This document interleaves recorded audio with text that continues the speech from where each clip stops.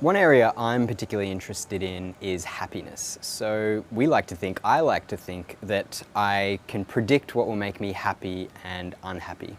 But in fact, we asked people at the beginning of this course some questions about happiness. We told people at the start of this episode some things about some fictitious people. So for example, Jones, who earns $20,000 a year, and Smith, who earns $100,000 a year. A couple of other people who had really close supervision at work versus another person who sort of had free reign. A person who was married and someone else who was unmarried. Someone who had really good health benefits and somebody else who didn't. Now, we asked people to predict how happy these two people were. And what people did predict was that the people in the unfortunate situation would be completely miserable most of the time. They'd just be walking around with a frown, completely unhappy. But the people in the fortunate situation who had excellent benefits and who were earning far more money than they knew what to do with every year would be really, really happy.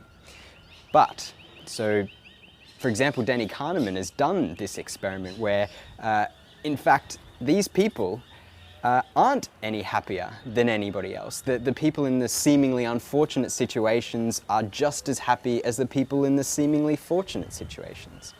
This kind of highlights one of the points of this episode, and that is we don't really have any kind of conscious access to the determinants of our own behavior, and happiness is exactly one example of that. And so people in those two sort of situations, I mean, we're talking about fictitious people in this case, but people don't really seem to take into account when something is going to make them happy or unhappy. And so we often, as this experiment demonstrated,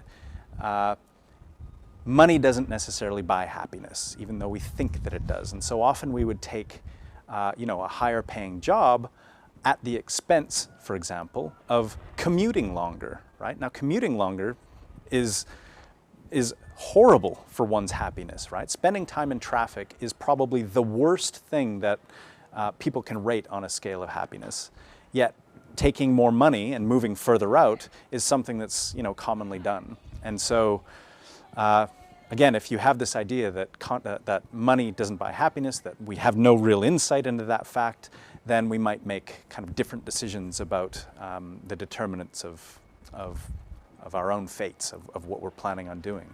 It really seems like we don't have any sort of privileged access into our own consciousness, and happiness isn't really an exception to that rule. Exactly. Here's what Richard Nisbett had to say about what makes us happy.